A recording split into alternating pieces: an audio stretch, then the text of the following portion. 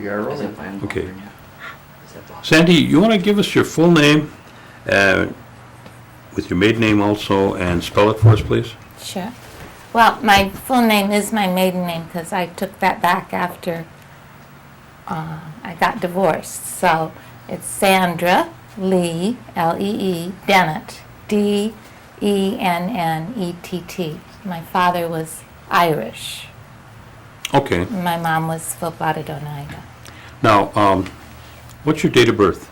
August 25th, 1937. And where were you born? New Jersey, Plainfield, New Jersey. New Jersey. Yeah. Oh, yes. that sounds interesting. Well, I didn't stay there very long.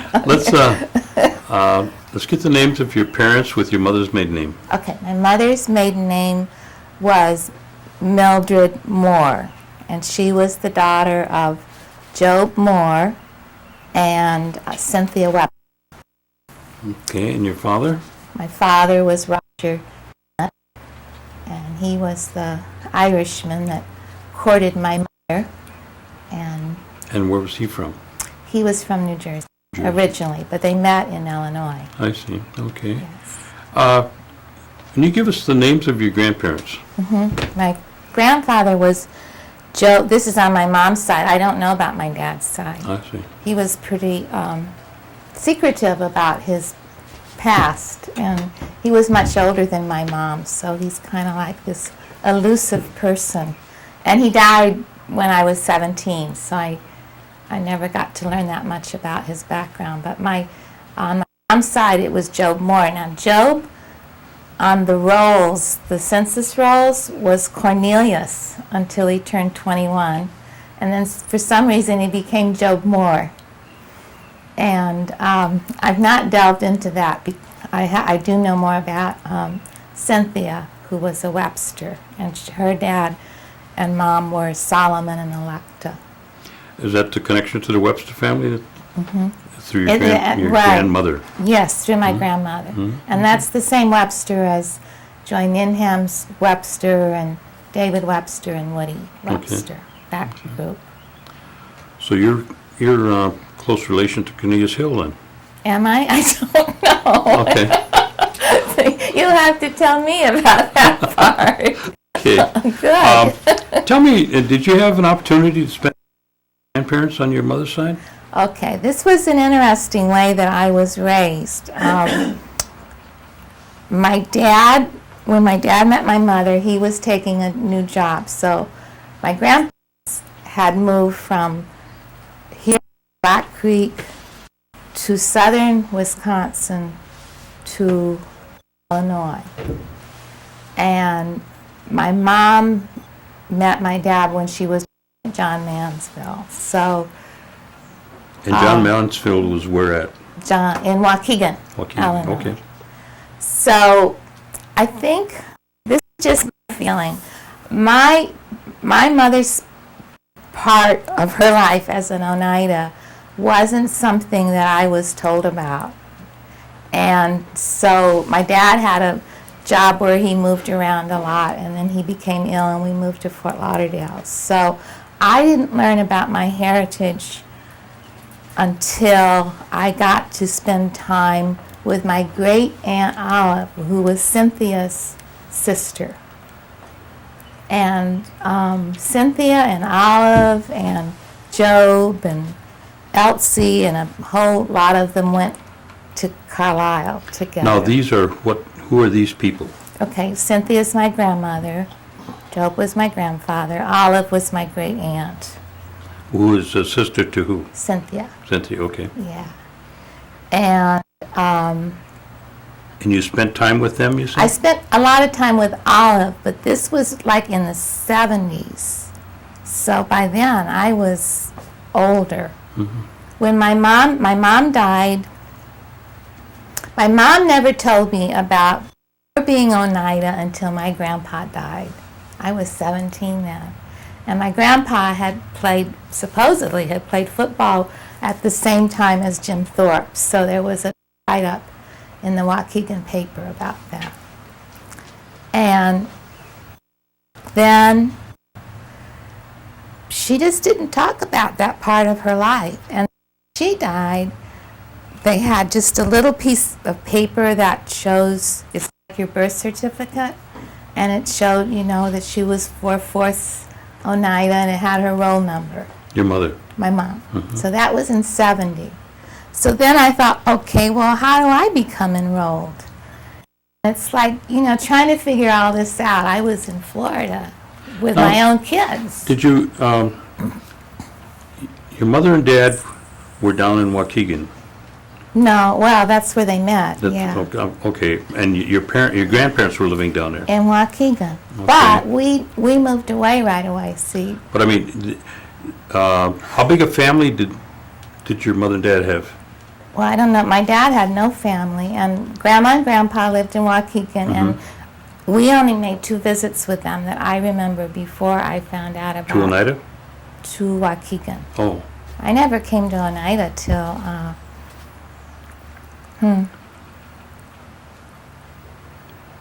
Later years. 90s. Okay.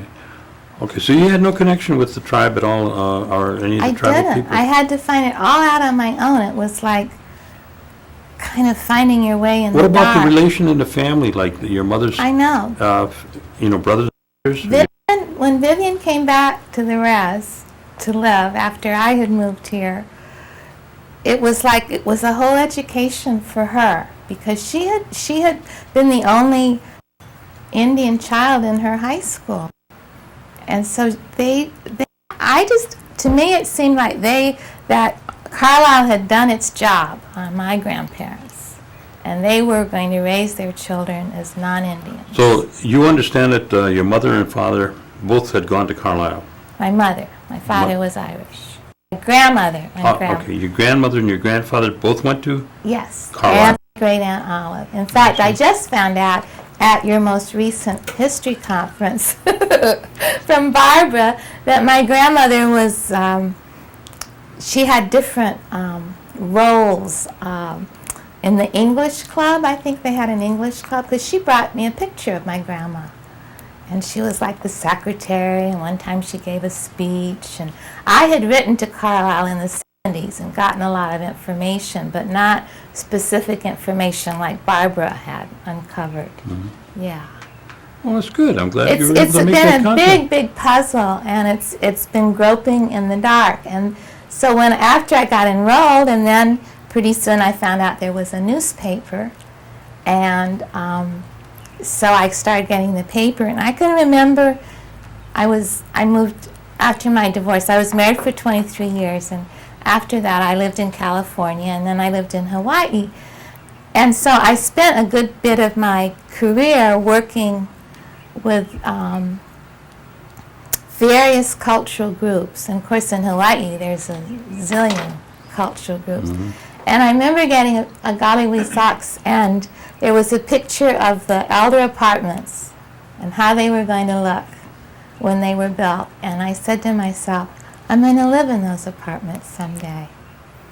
And so then I applied for a job. I was in Hawaii, and I applied for a job here. And you know how long it takes for them to do background checks. And so like 2 months after I applied, I get a call from Katrina, and she said, we want you to interview you. And I said, well, I'm in Hawaii. I don't quite know how we're going to do that. And she said, well, we can do it by phone. And I said, fine. So we set up time for 9:30, me not remembering that there's a 5-hour time difference. That will make a difference. So I got up at 4 in the morning so I could be awake for my interview.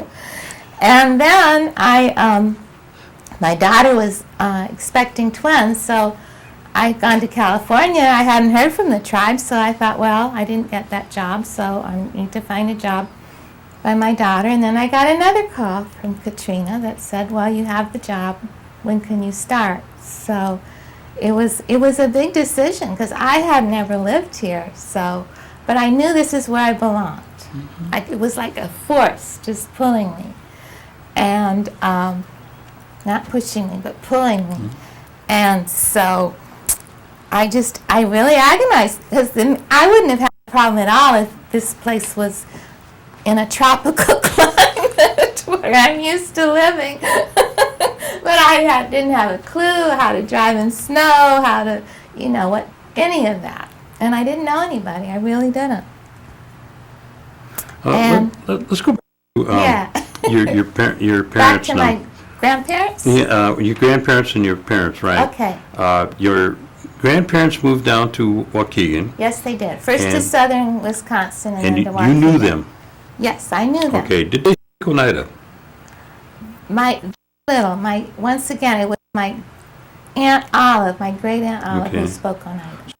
No Oneida connection with your grandparents then? I didn't feel in terms like of there your, was of my your education. understanding. It all came from my. And what did your grandfather do down in Waukegan? What kind of work did he do? He was a gardener. He'd been a farmer Mhm. in Black Creek, and also, I didn't bring it with me, but I have a picture of him taking 3 of his horses on the train down to southern Wisconsin, because he went there to farm. I see. But then in Waukegan, more of a gardener. Okay. And then he became blind, and so he didn't work anymore. All right. And your mother, what kind of work did she do? She didn't graduate from high school, but she. I mean, your grandmother. My I'm grandmother worked in the hospital.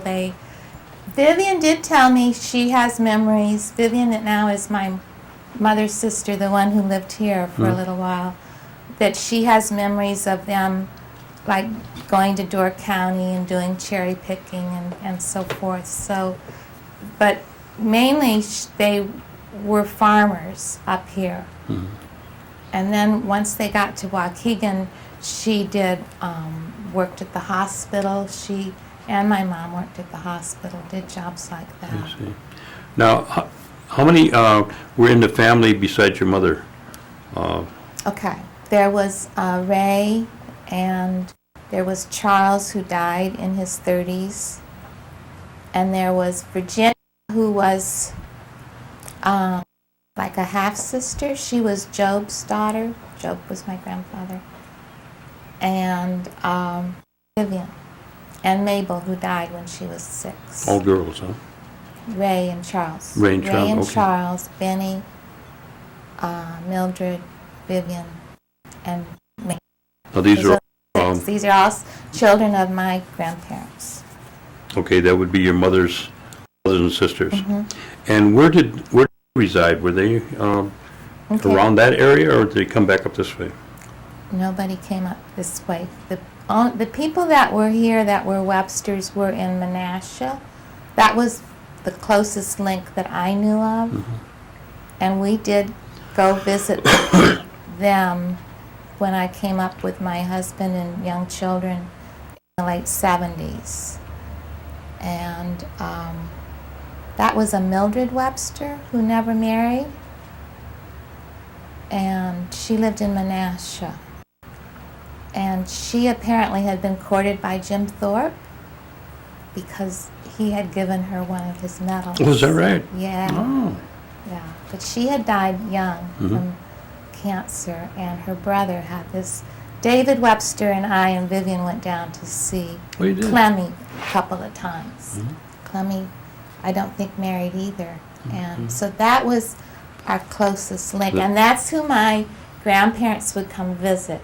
They wouldn't come to us, they'd go to Clemmy and Mildred and Menasha. In Menasha, okay. Now, where was your mother born then? Was she born She was in born Illinois? in Black Creek. In Black Creek, and then you moved with the family down to Mhm. Waukegan, Yes. all right? And she grew up in that in that area, right? Right, right, All right, and that's where your mother met your father, right. all right? And that's where you were born? No, then they moved away. Then they moved to Jersey, Right. all right? And how many? What was your mother's background in terms of education? She didn't finish, Okay, but she went to secretarial school. And so that's what she was doing. She was a secretary. secretary. And your father, what kind of work was he doing He was an accountant. in Waukegan? Mm-hmm. And that's where they. And that's where they. Mm-hmm. Okay, and then they And moved to he New. was 25 years older than she was. Oh, okay. Yeah. And by the time I was 6, we lived in New Jersey, Pittsburgh and Duluth. Now, was there Just me. you're the only child? I think that's because of his age. Okay. That was because he became ill. Is there a reason why he was moving around so much? That was his job. He was an auditor for U.S. Steel. Oh, okay, okay. Yeah. So that's why they moved away from Washington. Okay. And that's why he got married, because he got this job. And so. So, when you say he died when, at what age? 17. 17. And where were you living then? Florida, Fort Lauderdale. We were in Duluth. I was 6, so that was 43. We moved to Fort Lauderdale, and they took all their savings and sold their car, and we lived in a little apartment, and they bought a little grocery store. Oh, so they were in business then? Mm-hmm. See. I see. Yeah. And how long did they stay with the grocery store? They were with the grocery store. My dad died. He had built it up, and it had become bigger, and kept it for maybe 5 years after that. And she, on her 61st birthday, she had an aneurysm, and she was in a coma for a month, and she. And during the didn't have any Connection I had was an obituary about my who died soon after my father died. It was the first connection.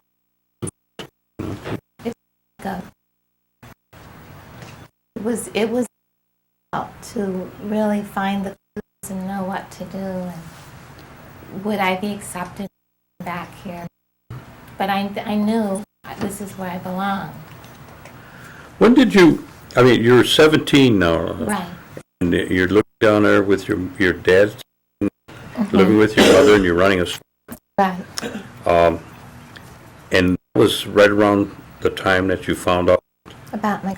that you were in. Mm-hmm. When you found out about being in Oneida, did you share that with your mother then, in terms of? She really wasn't. She really didn't seem to want to talk about it. See? It wasn't until, as I say, she died, and then there it was in writing in her papers, and then my grandmother had died, my grandfather had died, but I had this wonderful Aunt Olive, who was my great aunt. It was my grandmother's sister. And through a series of coincidences, my great Aunt Olive had gone for a wealthy family and she was the one that kept the language, and she was the one that talked openly about Carlisle, and I around 1980 and wrote her story.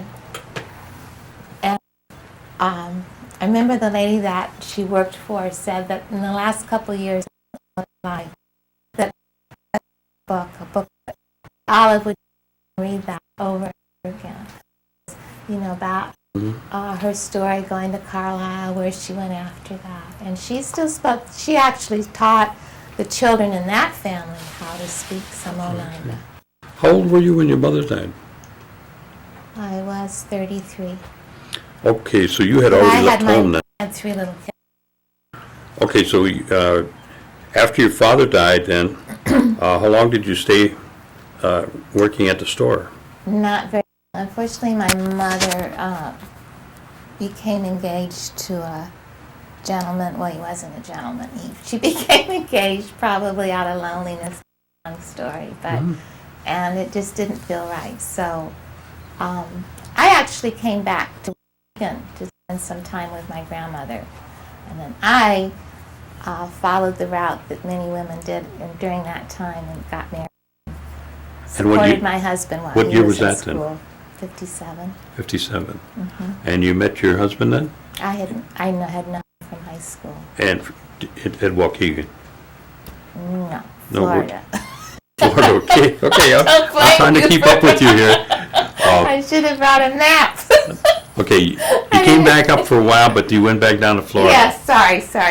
Okay. Okay. And this was 1957, and Right. this is somebody that you had known when you went From to high school. school, I right. see. And he really didn't, he had a lot of misperceptions about Native people, so he wasn't one I talked to about it. And he didn't have an open mind. And where was he from?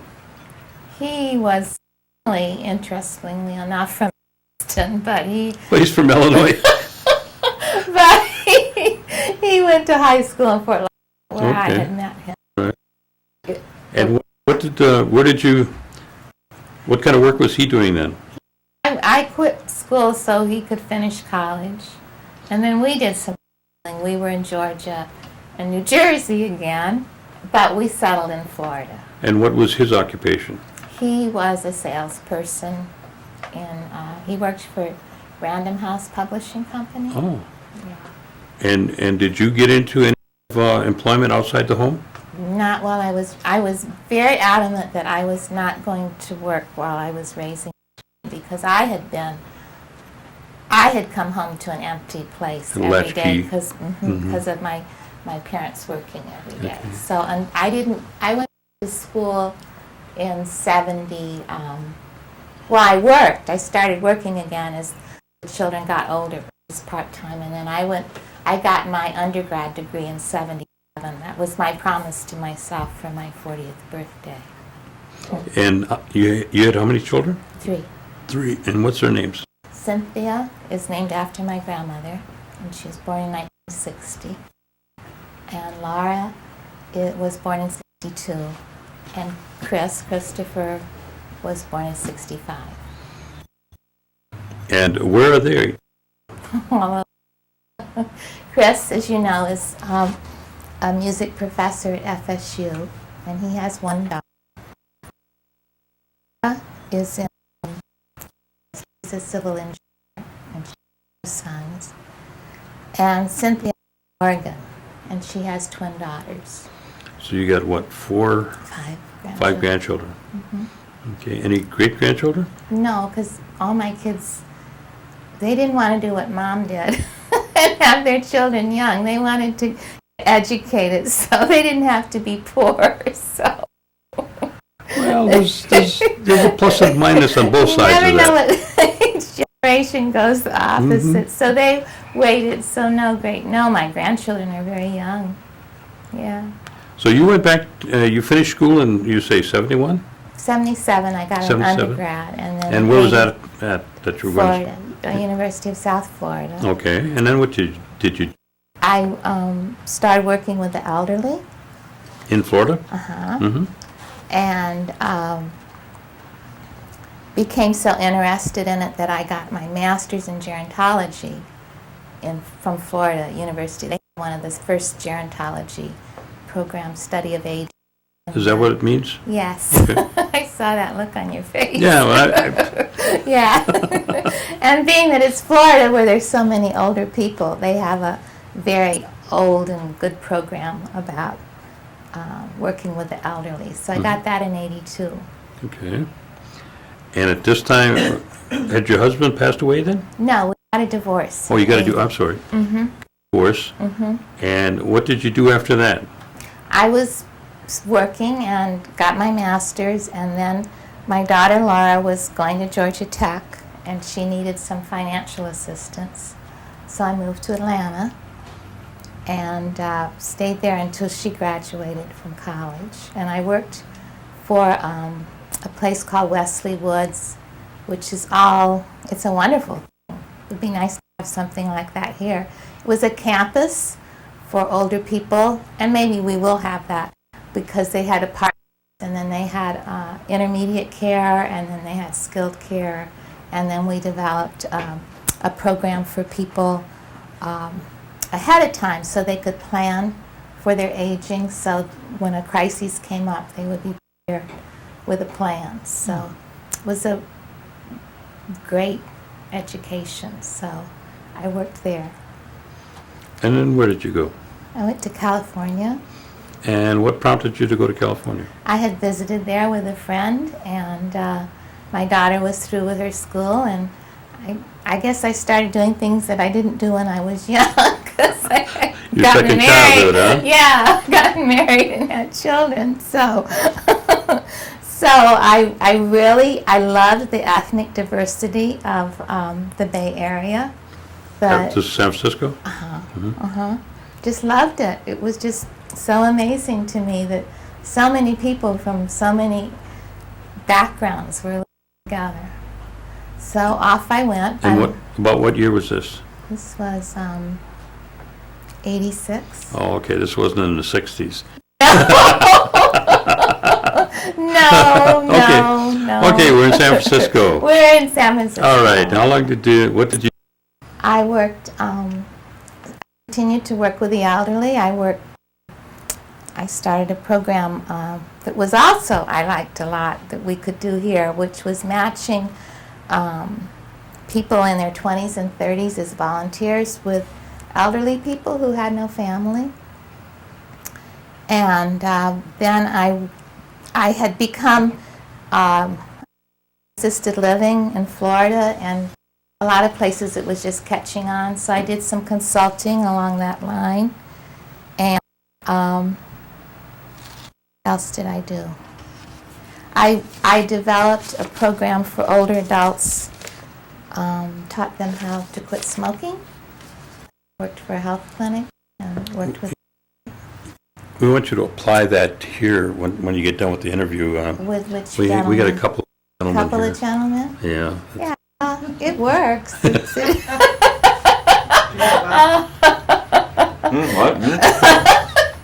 I'd be happy. You know, they have to want to do it, so. Well, he wants to, trust me. Does he? Tomorrow morning, Gordon. Tomorrow morning. How long did you stay working in California then?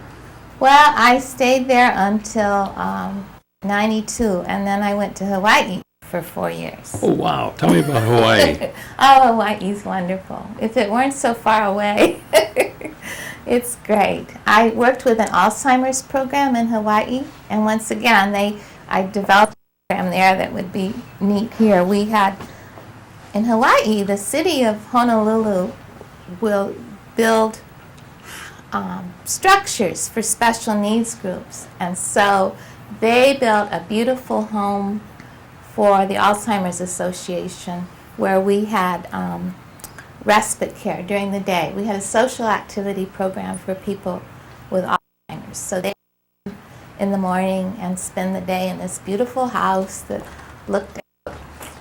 It was way up high on a hill, and we had a park by it and a backyard, and oh, it was just so lovely. And people love to come there, and you know, if you work with people with Alzheimer's, you just go to their world and engage in whatever their conversations are and what their reality is. And it was a very good program. How did you see any distinction in terms of towards the native people in Hawaii as opposed to the other people? They're really getting shafted, in my opinion. You know, their land was just taken a little over 100 years ago, and it was literally taken. One day, you know, the United States came in and said, they the Queen, and they said, okay, we're taking over here. They don't have, it makes my heart just hurt because, of course, the military is big in Hawaii, and they have a lot of the native land. And the native people, there's a long waiting list for housing, and they don't have the sovereign rights that we do. I wish. How many years did you stay there? I was there 4 years, 4 and years. I did become involved with a group that was different tribes of people who had moved over there.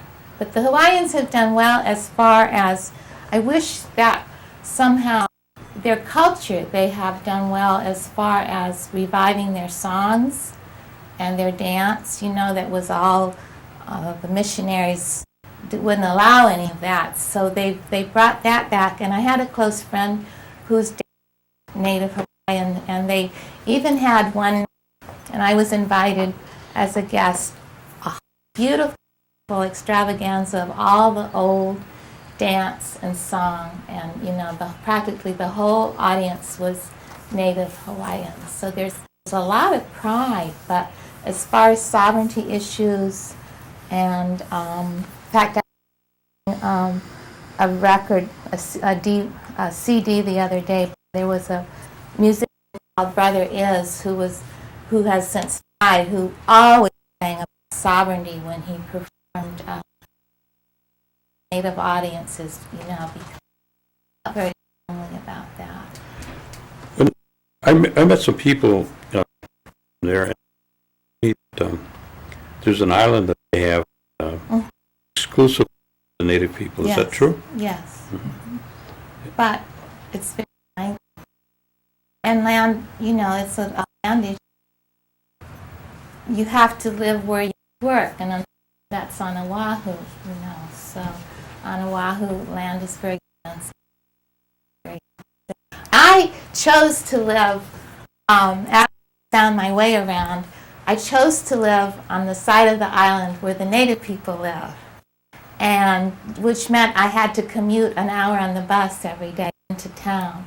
But it was wonderful because the grocery was a native grocery, and all the native foods were there, and church, the Methodist church. The first time I went there, I thought I died and gone to heaven, because when I walked in, there was a group from Tonga, there was a group from Samoa, and the Samoans dressed in white, and the Tongans dressed with their straw, kind of like aprons. And the ones were singing before church when I went in, and the church was in an outdoor roof, and then you looked out, and then beyond that was the ocean. So that was very special. That was truly a multicultural church, and the minister from the Philippines. You had a conglomeration there. Yeah. And then in town too, there is a Hawaiian Episcopal church. No, that's not. It's UCC, I think. But very much, the churches are so much to learn. Did you leave there then? In Go then. Yeah. And okay, that's right. You're a historian. You applied for the job, and right. And well, I thought I've been working with all cultures except my own. So it's time to learn.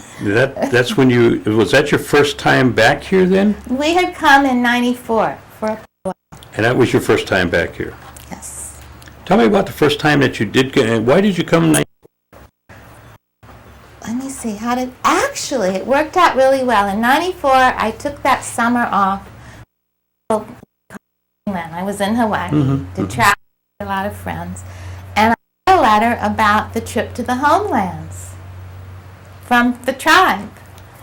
And fortunately, Bill followed me to my mother's. And I don't know if you remember the trip to the homelands in '94, but a lot of people wanted to come. So you had to call in between certain hours to be eligible to the trip. I see. And somehow that letter reached me when I needed to have it, so that I was called in. I was on the road, okay, and I was actually in Florida when I called Oneida and said I would be part of that trip. And so I met the Homelands trip in Buffalo. So when you're making reference to the homeland from Washington to New York. To New York. Okay. Right. All right. And coincided so that I met the bus. The bus left here, and their first stop was Buffalo. So I got a super education. Time you met the majority of the Oneidas. Exactly. They didn't have a clue who I was. In Buffalo, in Seneca country. Right. Exactly. And who was this woman? In fact, I found out what I was in, and I sat there, and the two women that shared a room with me were here in Oneida. Shirley Wolf lives in Kakana, and Alice lives in Milwaukee. And when they walked in, they thought I was a hostess from the hotel. So, but that was a terrific education. Were you on that trip? No. Okay. So, so my first contact with Wisconsin Oneidas was in learning about the New York connection. So that gave you a feeling that you wanted to return home? Yes. Reinforced it. I had the feeling all along, but that reinforced it. And then we came back, and I went to my aunt's in Waukegan. You're saying no. The bus. Okay.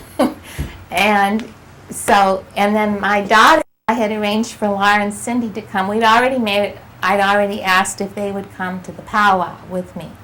So we all then drove Keegan up there for that powwow. Was their first experience also? Yes. Okay. As well as my cousin Vivian Helen, the daughter of my uncle. She'd never been to a powwow, and she came, and her daughter. Now, did they have a reunion at that time, or still walking around in the day? Okay. Yeah. I didn't meet any when I came to live here.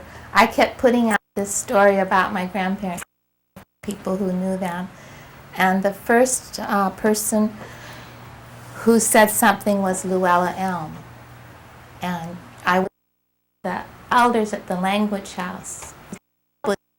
I taught wellness, so I was all over the place, and everybody, of course, had to get used to who I was, and these workshops get people jumping up and down, and so they really, they had to figure out who the heck I was and what my intentions were and where my heart was. So, Luella told me that she lived next door to my grandparents' farm in Black Creek.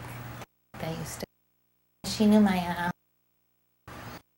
Well, that opened some doors. That opened some doors, and then Joy was the one who really opened Joy in him, because we were in the elder apartments, and she said they were having a reunion, and it was a Webster reunion. And I said, "Oh, my grandma's a Webster," and she said, "Well, we have one part of that family we don't know anything about," and it turned out to be the part that was part. So I ended up being responsible for raising all the people. And they're very prolific people, so it took a lot of work.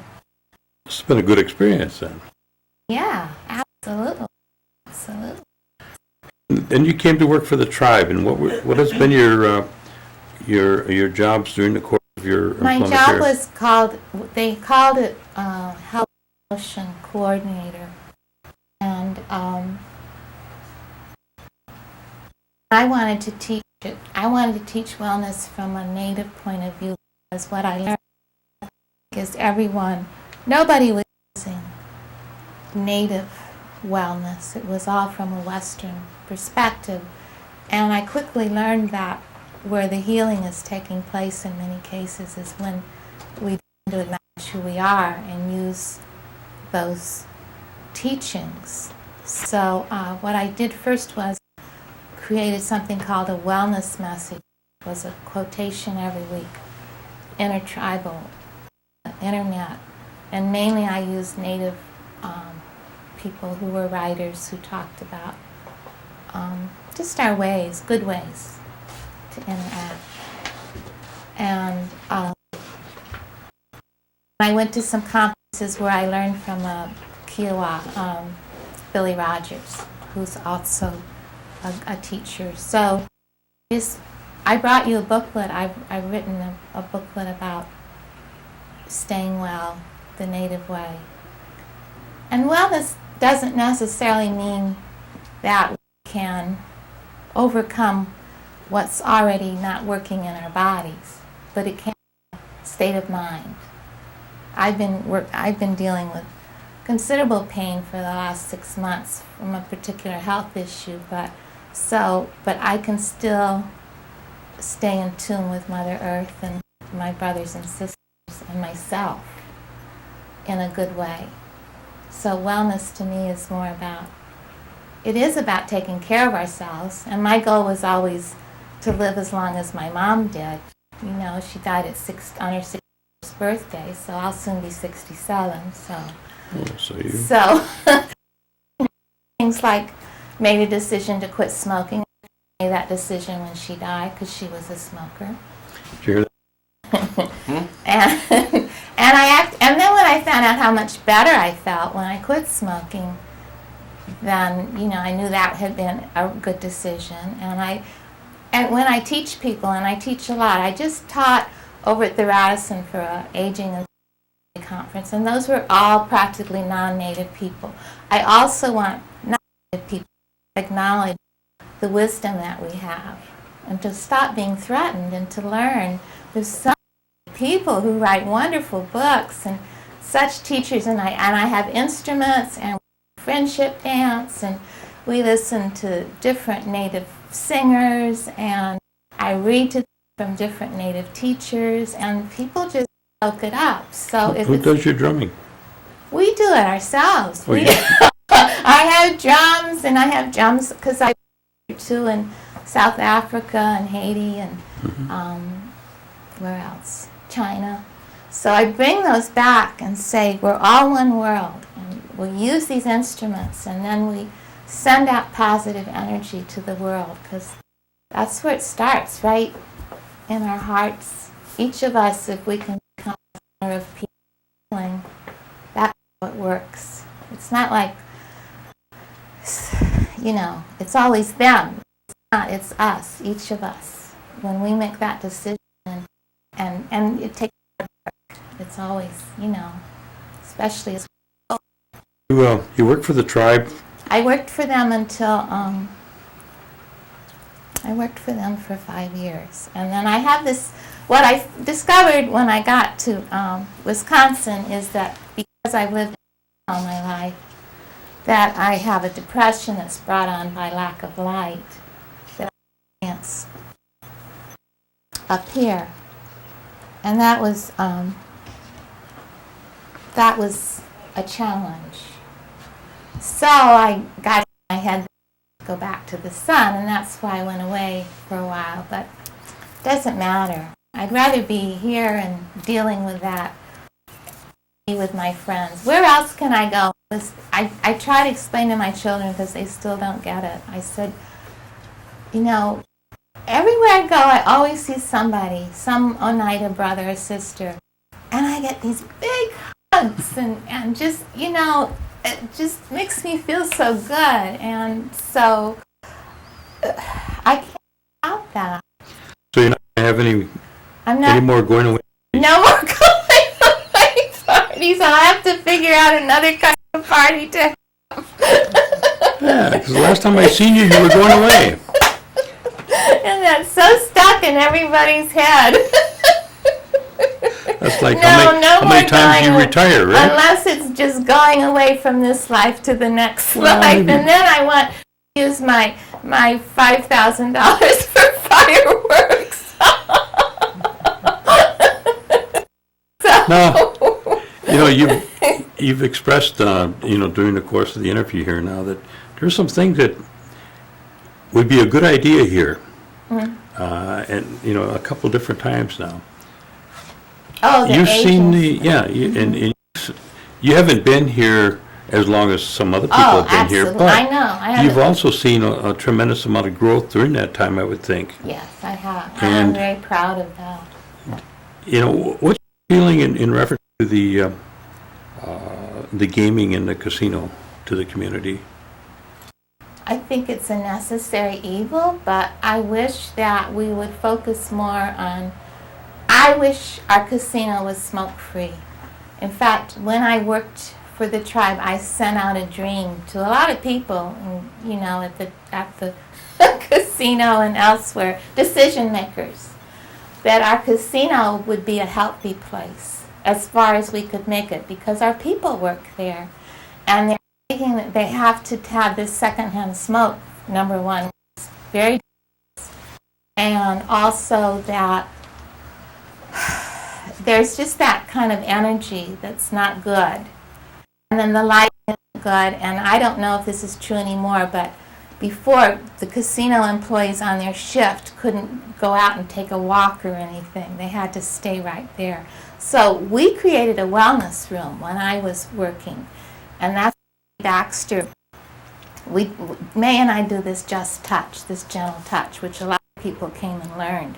So we had aromatherapy in there and soft lights and music, and we do touch on the casino employees. And I wish that to me would be a start. No smoking in the casino. And I really believe if all tribes banded together and took a step for our own health, it'll work.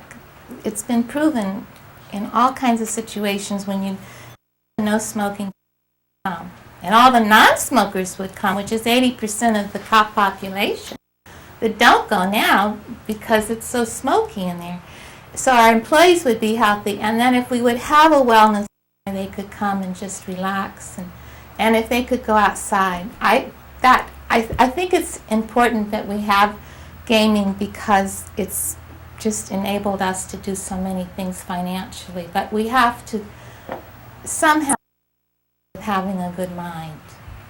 Yeah. Is there any other recommendations that you would like to see the tribe move towards or get involved in besides those? Yeah, I just want us to, like all of our counselors at social services, there's only one who's Native. There's very few Native employees at the practitioners at the clinic.